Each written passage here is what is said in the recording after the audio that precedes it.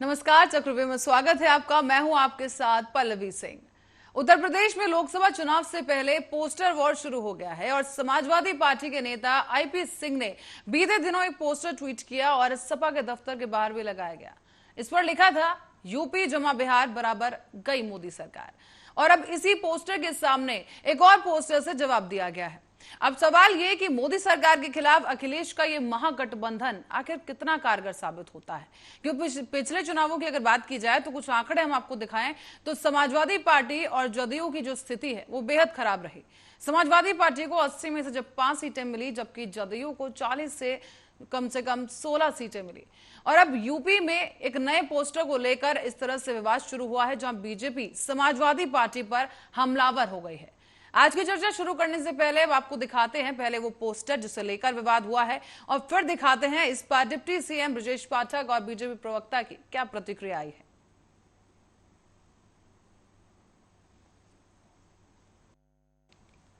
आपको बताते चलें कि इस पोस्टर में साफ देखा जा सकता है कि सपा नेता अखिलेश यादव यहां पर हैं और इसी के साथ साथ पोस्टर में उनके साथ नीतीश कुमार हैं और इस पर लिखा गया है, यूपी जमा बिहार बराबर गई मोदी सरकार। अब इसी के साथ एक और पोस्टर आया है और इस नए पोस्टर में जमकर निशाना साधा गया। सपा के पोस्टर का जिक्र भी किया गया है।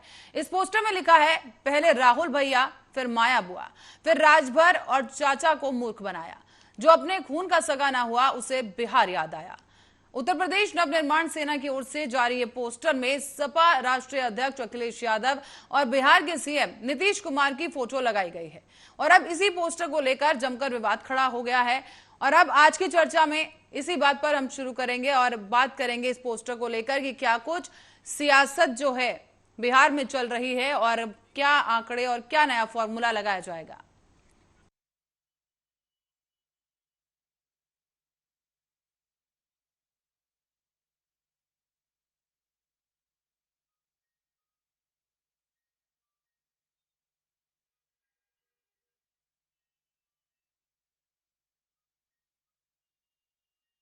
और अब इसी पर हमारे साथ गेस्ट जुड़ चुके हैं, विवेक श्रीवास्तव भाजपा पार्टी से और कपीश श्रीवास्तव समाजवादी पार्टी से। अब दोनों ही गेस्ट का बहुत बहुत स्वागत आर्य न्यूज पर।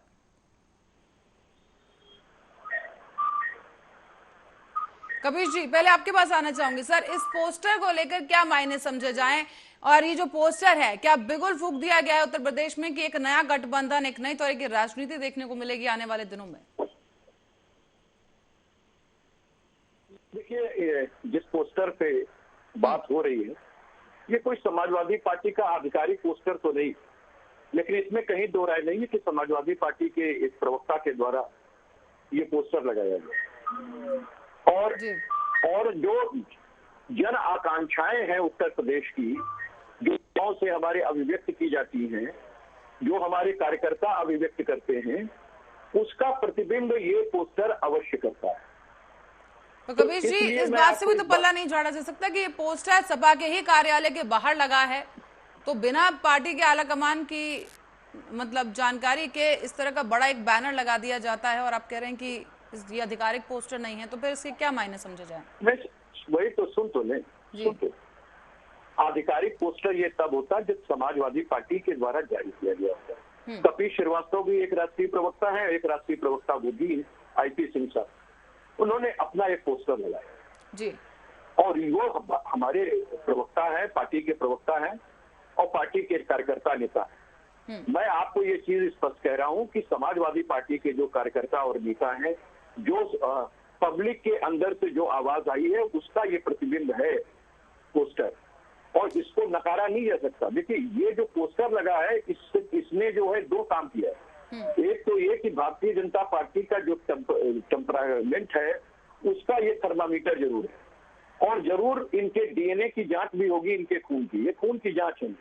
जो छटपटाहट भारतीय जनता पार्टी के अंदर आपको दिखाई दे रही है इस पोस्टर के बाद, वो ऐसे ही नहीं है, और ये पोस्टर के बड़े गंभीर मायने हैं।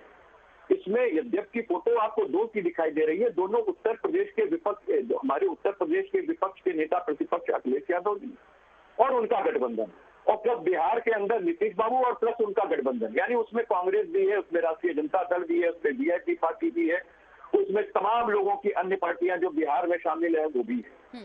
आप केवल इसी बात को देख लें कि अगर उत्तर प्रदेश और बिहार मिला दिया जाए तो 120 सीटों पर प्रभाव पड़ता है, और 120 सीटें काफी होती हैं दिल्ली का खेल बनाने के लिए और किसी का खेल बिगाड़ने के लिए। चलिए कबीर आपने जी इस बात आगे को बात भी देखा करेंगे, होगा लेकिन कि उससे 2000 पहले मैं एक बार दर्शकों को वो बाइट सुनवा दूं जहां पर जो प्रतिक्रिया है इस पोस्टर के बाद सामने आई है। पार्टी सहित सभी विपक्षी दल पूरी तरह से हताश हैं। 4 चुनाव में इनको भारतीय जनता पार्टी ने करारी शिकस्त दी है। 2014 में, 2017 में, 2019 में, 2022 में। अब परिस्थितियां उत्तर प्रदेश की ये हैं, 2024 में जब भी चुनाव होगा, भारतीय जनता पार्टी 80 की 80 सीटों पर प्रचंड बहुमत से विजय पताका फहराएगी और सभी विपक्षी दलों का सफाया ही नहीं होगा। ये अपने वोट प्रतिशत में इतनी गिरावट देखेंगे, लगभग मृतप्राय पार्टियां होने वाली हैं। कारण ये है कि समाजवादी पार्टी ने हमेशा गुंडे, माफिया, मवाली, लुच्चे, लफंगों को पुष्पित पल्लवित किया है। अभी कुछ दिन पहले, एक सप्ताह पहले, अखिलेश यादव समाजवादी पार्टी के राष्ट्रीय अध्यक्ष के रूप में आजमगढ़ जिला जेल में जाकर के जिस ढंग से एक कुख्यात माफिया से मिले हैं, उनकी खबरें आप लोगों ने देखी होंगी। जनता ने ये माना है कि समाजवादी पार्टी अपने मूल चरित्र में यानी गुंडों को पुष्पित पल्लवित करने में अभी पीछे नहीं हटी है, और यही कारण है कि जनता आज उत्तर प्रदेश में कानून के राज को अच्छा मानती है और योगी जी के नेतृत्व में भारतीय जनता पार्टी की सरकार बहुत अच्छे ढंग से चल रही है। सभी विभाग बहुत बेहतर ढंग से काम कर रहे हैं। समाजवादी पार्टी आज सत्ता में आने के लिए इतनी बेचैन है कि हर तरह के गठबंधन के दिवा स्वप्न देख रही है।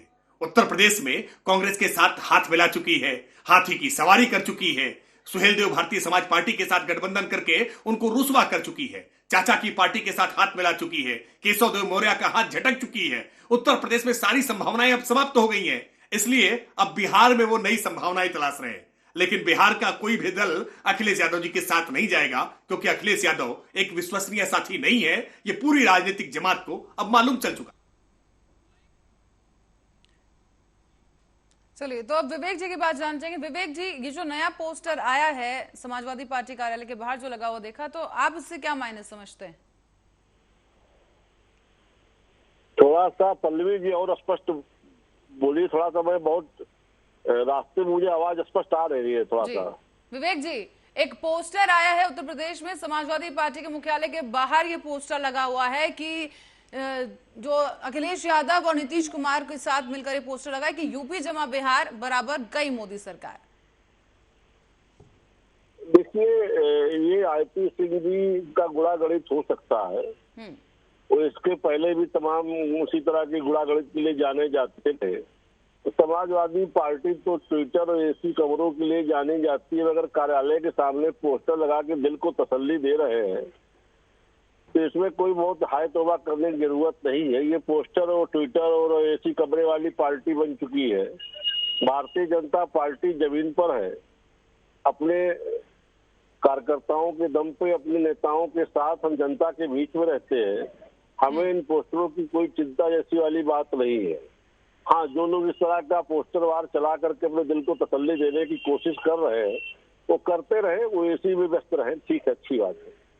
चलिए कपिल जी, आपने अभी बाइट भी सुनी, ब्रजेश पाठक यहाँ पर कह रहे थे, और जिस तरीके से वो कॉन्फिडेंस के साथ नजर आ रहे हैं कि पूरी 80 की 80 सीटों पर इस बार भाजपा बहुमत से एक बार फिर से आएगी, तो उसको लेकर आप सर क्या कहेंगे कि क्या इस बार अगर बिहार और यूपी साथ आता है, यानी अगर नीतीश और अखिलेश साथ आते हैं, तो क्या भाजपा के लिए कड़ी चुनौती होने वाली है?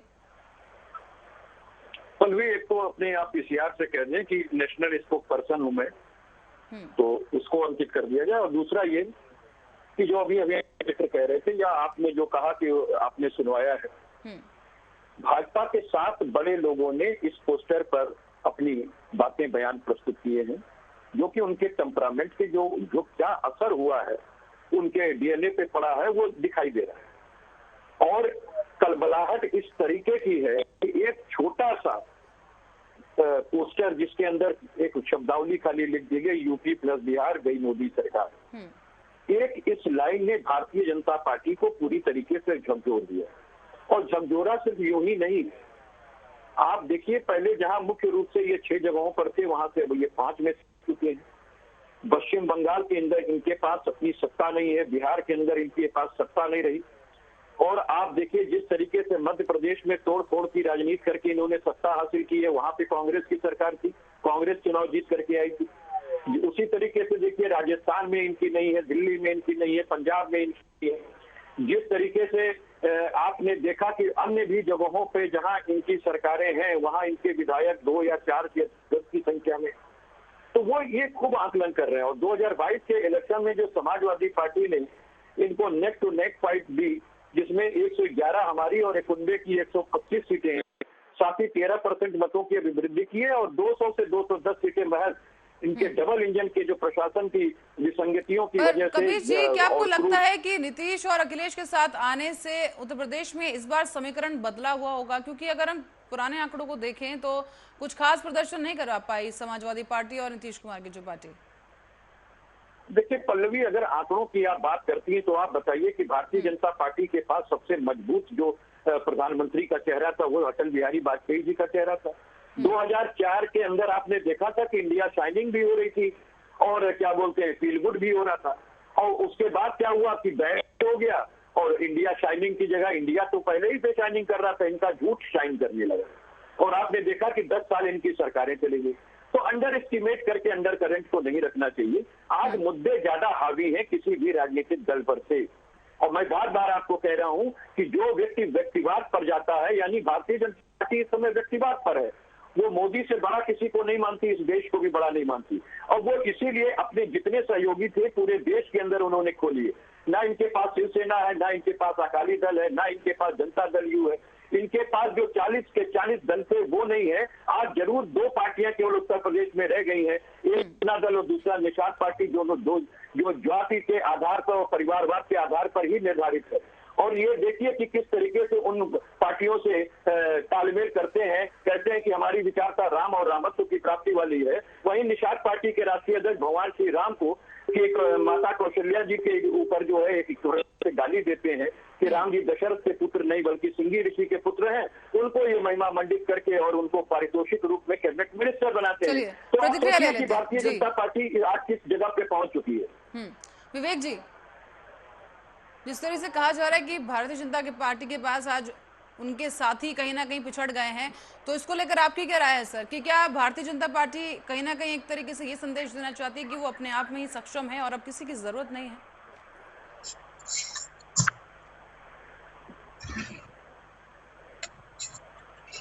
विवेक जी, चलिए तकनीकी कारणों की वजह से विवेक जी हमारा सवाल सुन नहीं पा रहे हैं, तो दोबारा उनसे संपर्क करेंगे।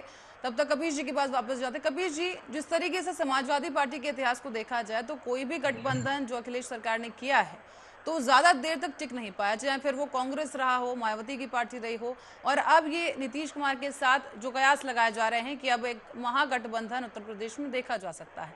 तो सर आपका क्या मानना है कि क्या ये जो साझेदारी होगी, क्या ये लंबे समय तक चल पाएगी या फिर ये भी कुछ समय के लिए सिर्फ चुनावी दौर के लिए? क्योंकि नीतीश भी काफी समय से उत्तर प्रदेश में एंट्री पाने के लिए जद्दोजहद में लगे। पल्लवी जी, सबसे पहली चीज तो इस बात को क्लियर कर लेना चाहिए जी कि अलायंसेस होते क्या है, गठबंधन होते क्या है। जिस कार्य के लिए होते हैं उस कार्य तक के लिए ही होते हैं, और उसके बाद आपकी अपनी सूचिता के आधार पर दोनों पार्टियां अगर आगे बढ़ना चाहती है तो आप एक साथ होते हैं, नहीं बढ़ना चाहती हैं तो नहीं होती। बहुत से पारिस्थितिक जन्य कारण ऐसे होते हैं, बहुत सी आपस में चीजों का, सीटों का बंटवारा ऐसा हो आगे के इलेक्शन में कि वहां चीजें नहीं चल पाती। आपने स्पष्ट तौर पे देखा कि जो भी गठबंधन बने हैं, चाहे वो प्री पोल बने हो चाहे पोस्ट पोल बने हो, गठबंधन के समय में चुनाव साथ मिल करके लड़ा गया, उसका परिणाम भी सामने आया। चीज इस चीज की होती है कि जैसे जो दल जो है मुख्य दल है, अगर उस दल की सरकार नहीं आ सकती है तो आपने जिनसे गठबंधन किया है वो सत्ता पोषित अगर मानसिकता रखते हैं तो वो निश्चित सत्ता की ओर आकर्षित होते हैं, चाहे कुछ प्राप्त करने के लिए या कुछ रेवड़ियां प्राप्त करने के लिए, या फिर सीबीआई और आईडी और ईडी के डर से वो चले जाते हैं।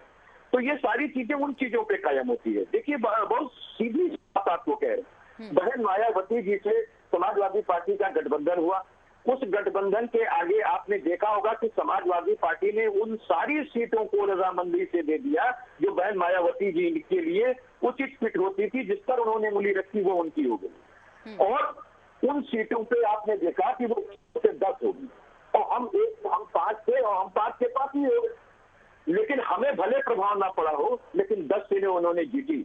और अगर कुल मिला के आप देखिए तो हमने भारतीय जनता पार्टी की पहले के आधार पे 10 सीटें कम कर दी इन दोनों गठबंधन में मिलकर। बावजूद इसके एक तरफा मायावती जी ने भारतीय जनता पार्टी के ईडी और सीबीआई और के डर की वजह से या उनके प्रेम जन गया हो तो ये मैं नहीं कह सकता, जिसको 0 से 10 सीटें समाजवादी पार्टी के पास आने पे मिली, उस व्यक्ति ने इस बात का आरोप लगाते हुए अपने आप को अलग किया कि समाजवादी पार्टी का वोट उनको टर्न नहीं हुआ। और पर कबीर जी, ऐसे आरोप तो कई सामने आए हैं। कई विधायक आप ही की पार्टी कह रहे हैं कि अखिलेश यादव से मिलने के लिए समय ही नहीं मिल पाता है, वो बातें ही नहीं सुनते हैं विधायकों की। कौन कह रहे हैं जी? मुझे आप बताइए, हमारी पार्टी के कौन से विधायक हैं जो ये बात कह रहे हैं?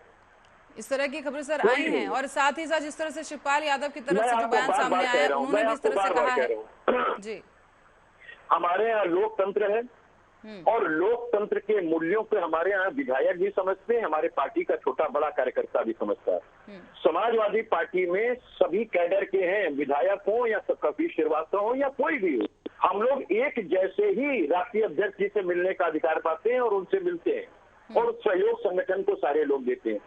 जिनको कहीं और रुक जाने का अख्तियार करना होता है या कहीं और मन बना लेते हैं तो वो एलिगेशंस लगाते हैं समझ में। चलिए कबीर जी, लौटेंगे आपके पास। विवेक जी हमारे पास जुड़ चुके हैं। विवेक जी, जिस तरीके से कबीर जी भी कह रहे थे कि जिस तरीके से भारतीय जनता पार्टी है वो भी कहीं ना कहीं उनके भी साथी पिछड़ गए हैं, बात चाहे शिवसेना की जाए या फिर बिहार में की जाए, तो अब आपको क्या लगता है, क्या संदेश भारतीय जनता पार्टी देना चाह रही है कि वो अकेले में इतना सक्षम है कि वो सत्ता में रह सकती है, बनी रह सकती है बिना किसी साथ के? जी, भारतीय जनता पार्टी लोकतंत्र में 303 सदस्यों के साथ उपस्थित है, और जहां तक हम आप सब जानते हैं कि ये बहुमत के लिए पर्याप्त आंकड़ा है। इसी तरीके से जिस गठबंधन की आस लगा करके हमारे समाजवादी पार्टी के मित्र कितनी खिचड़ी पका रहे मन में, मुझे नहीं लगता कि वो गठबंधन परवान चढ़ेगा। नीतीश जी सबसे मिले, भ्रष्टाचारियों से भी मिले, शराब के सौदे में हेराफेरी करने वालों से भी मिले, और सबसे मिलकर के ये कहते रहे कि साहब हम मेलजोल बढ़ा रहे हैं, हमारे मन में प्रधानमंत्री पद की कोई उम्मीद नहीं है।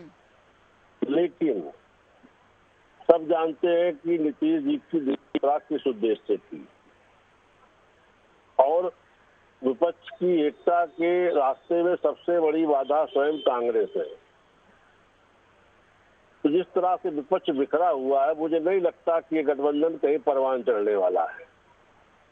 भारतीय जनता पार्टी अपने उन सीटों पर भी काम कर रही जो हमने नहीं जीती है, उन बूथों पर भी हम काम कर रहे हैं जिन बूथों पे हम हारते रहे हैं।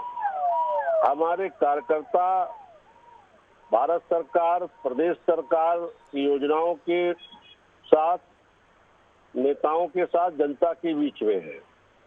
विवेक जी, जिस तरह से हवा चली है कि पूरा विपक्ष एकजुट हो जाए, नीतीश कुमार भी कह रहे हैं कि विपक्ष को साथ आना होगा तभी जाकर बीजेपी के सामने खड़े हो पाएंगे और किसी तरह भाजपा का सफाया किया जा सकेगा, तो आपको क्या लगता है कि जो हवा चली है विपक्ष को जोड़ो वाली, तो वो बीजेपी के लिए आगे जाके कितनी बड़ी चुनौती बन सकती है? देखिए पल्लवी जी, ये भाजपा के खिलाफ नहीं है। ये लोग जिस तरह से ईडी सीबीआई भ्रष्टाचार पे अंकुश लगाने का काम कर रही है, उसके कारण ये लोग सरकार के नाते विरोध कर रहे हैं भाजपा का। अभी भारत सरकार इनके इस भ्रष्टाचार पे आंख मूंद ले तो सब अच्छा है, और कार्रवाई करे तो साहब बहुत बुरा है। चाहे आप देख लीजिए कि पश्चिम बंगाल से लेकर के किस तरह से रुपयों की बरामदगी हो रही है। अब ये लोग चाहते हैं कि भ्रष्टाचारियों पे कार्रवाई ना हो, इन लोगों को भ्रष्टाचारियों से शांति है। और भारतीय जनता पार्टी की सरकार में कोई भ्रष्टाचारी बख्शा नहीं जा रहा, सब पे कार्रवाई हो रही, बरामदगी हो रही है। ये दर्द है इन लोगों का, और जनता लोकतंत्र में जनार्दन है, सब समझती है। उसको चाहिए मजबूत सरकार, और नरेंद्र मोदी जैसा मजबूत नेता आज देश तो क्या दुनिया में कोई नहीं है। लगातार उनकी लोकप्रियता बरकरार चीन है जो है वो भारत और की उन्हीं की लोकप्रियता के जी कबीर जी आ रहे हैं आपके पास, बात पूरी कर लेने दीजिए फिर आपके पास आते हैं। जी विवेक जी, जी बात पूरी कीजिए विवेक जी।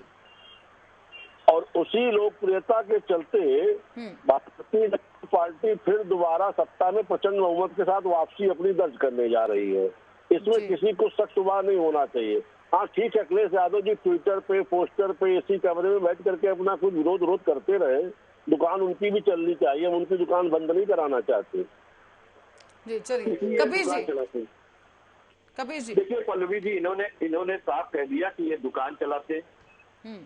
भाई हम तो नहीं दुकान चलाते, हम लोग तो जनसेवा करते हैं। लेकिन भारतीय जनता पार्टी के नेता ने क्या करते हैं ये बात स्वीकार कर ली कि ये दुकान चलाते हैं। प्रसाद राजभर जी बता के गए हैं, विवेक भाई और चाचा सबको बता रहे हैं। चलिए विवेक जी सुन लेते हैं फिर आपके पास नहीं है जी। चाचा आपके हैं। अब मेरी पूरी बात आने दें जी कबीर जी। और मोदी जी की जो तारीफ कर रहे थे वो मोदी जी का चेहरा मैं बता देता हूँ। इतने मजबूत प्रधानमंत्री हैं कि सेना को देने के लिए इनके पास पैसा नहीं है, इसलिए ये अग्निवीर की भर्ती कर रहे हैं ठेकेदारी प्रथा पे, जो कि शहादत करेंगे इनके लिए 30,000 रुपया में। अब मैं दुनिया के तमाम देशों में लागू सुनिए प्रभु, विवेक जी बात पूरी कर लेने दीजिए, आपके पास भी लौटेंगे। जी विवेक जी मौका देने का अवसर है। मुझे सुने मित्र, काहे छटक रहे हैं, सुनिए मुझे छटक रहे हैं, मिथ्या प्रवंचन पे कर रहे हैं। विवेक जी दर्शक समझ नहीं पाएंगे, आप दोनों एक साथ बोलेंगे तो एक बार बात पूरी कर लेने दीजिए, आपके पास भी लौटेंगे। जी कबीर जी। जी आपने देखा कि चीन जो है पूर्वोत्तर में भी और उसके बाद जो है इधर लेह लद्दाख में भी गांव बसा रहा है इंडिया के अंदर, और हमारी मोदी सरकार कुछ नहीं कर पा रही है। ये तो फैक्ट है, इनको आप कहां से दूर कर देंगे। दूसरी बात, मेड इन इंडिया करते करते मेक इन चाइना कर दिया इन्होंने। जिस चाइना को आप रोकने के लिए कह रहे थे, उसी चाइना के लिए आप गलियारा खोल दिए, पूरा विसिक लगा दिया, विसिका बना दी उनके लिए। और उसी चाइना को आप क्या कर रहे हैं, जाके नतमस्तक होते हैं उसके सामने। और आपके सामने है ये सारी चीजें। क्या प्रधानमंत्री मजबूत है?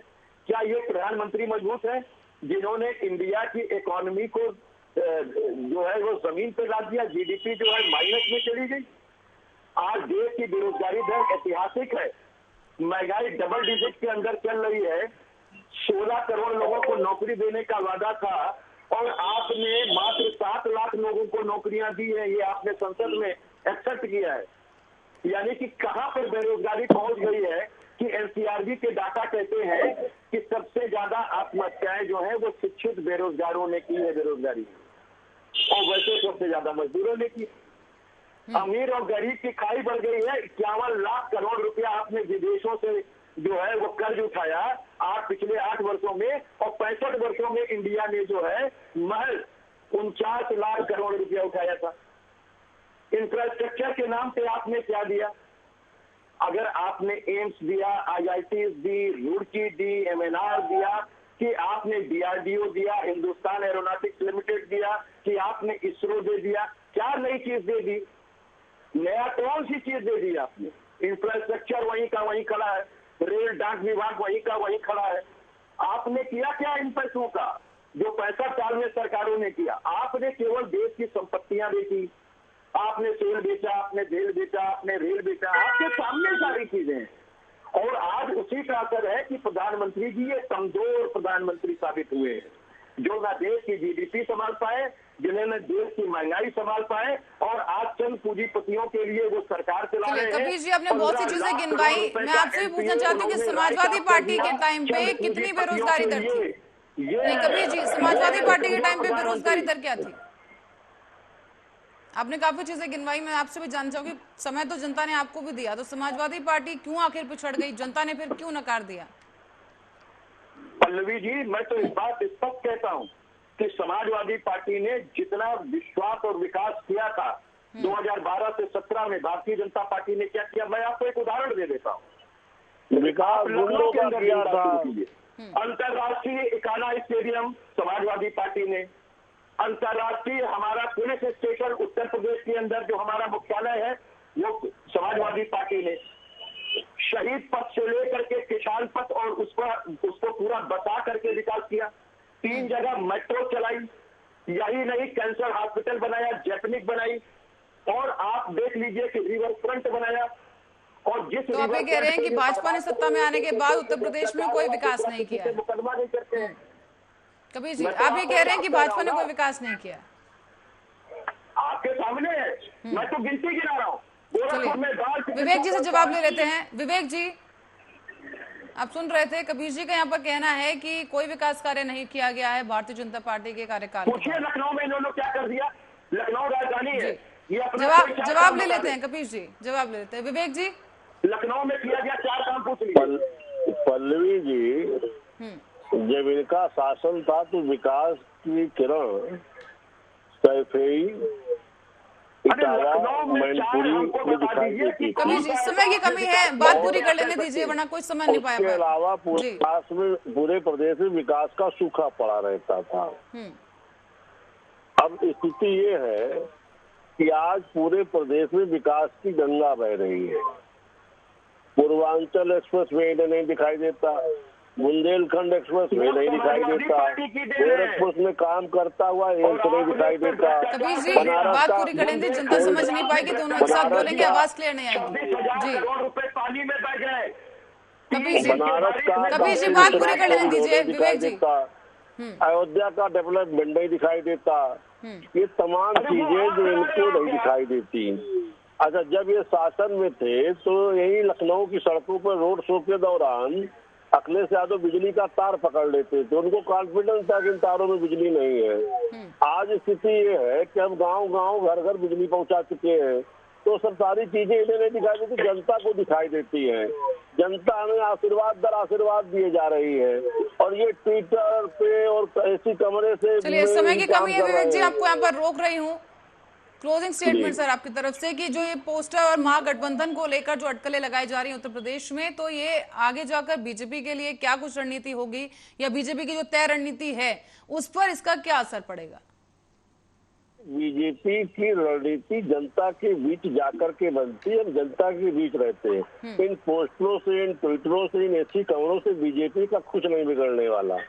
हम 365 दिन 24 घंटे जनता के बीच में रहते हैं।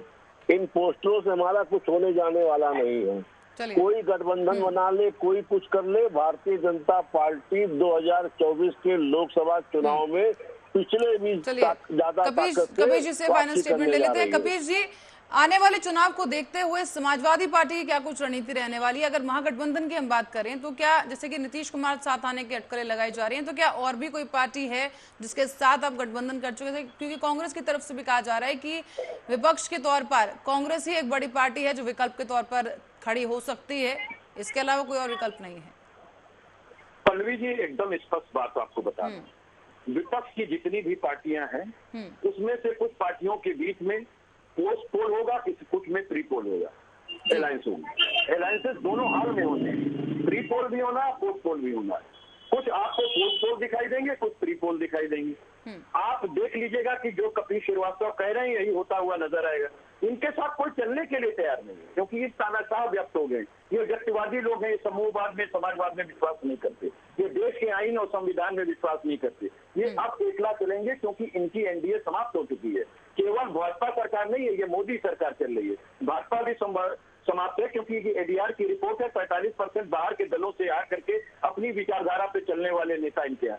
अब मैं दूसरी बात कहता हूँ कि इन्होंने जो भ्रष्टाचार किया, जो मुद्दा होगा, 2-3 दिन की बारिश में पूरा बुंदेलखंड 26,000 करोड़ रुपए का बह गया, उस पर इनको जवाब देना पड़ेगा। इनको जवाब देना पड़ेगा कि पूर्वांचल एक्सप्रेस। उस जवाब के लिए एक बार फिर से डिबेट करेंगे कबीर जी, फिलहाल समय की कमी है, आपको यहाँ रोक रही हूँ सर।